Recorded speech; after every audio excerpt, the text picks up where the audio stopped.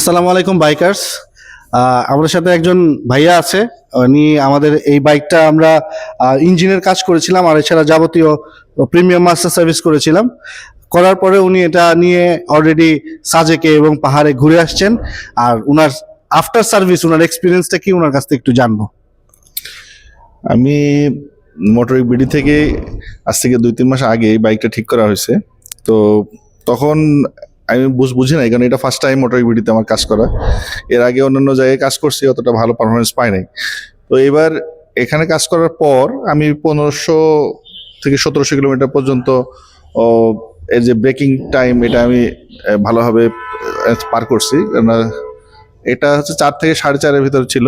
এর পরবর্তীতে আমি পাহাড়ে দিকে গেছি, বলতে খাগড়াছড়িতে গেছিলাম। তো সেইখান থেকে সাজেকে যাওয়া হয় নাই, কিন্তু তার আগে আমাদের ওই দিনে একটু প্রবলেম ছিল, তো অফিসিয়াল কাজেই ছিলাম আমি মূলত।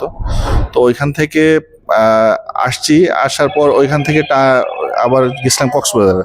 তো সেইখানে গিয়ে পাহাড়ে যে সমস্ত মানে পারফরমেন্সটা পাইছি অনেক অনেক অনেক সুন্দর। Thank you so much, thank you so much. না আপনি কি রিকমেন্ড করবেন কাস্টমারদের আমাদের এখানে আসার?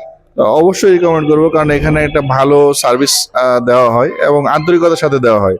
তবে যদি মনে হয় যে কারো যদি মনে হয় যে আমি ফুল সার্ভিস নিব না, জাস্ট এটুকু সারবো, তাহলে তার এখানে আসার দরকার নাই। যদি ভালোভাবে প্রিমিয়াম সার্ভিস নিতে, তাহলে এখানে আসলে অবশ্যই সে ভালো সার্ভিসটা পাবে। থ্যাংক ইউ সো মাচ ভাইয়া, থ্যাংক ইউ। আপনার সাথে আবার দেখা হবে নতুন কোনো রিভিউ নিয়ে।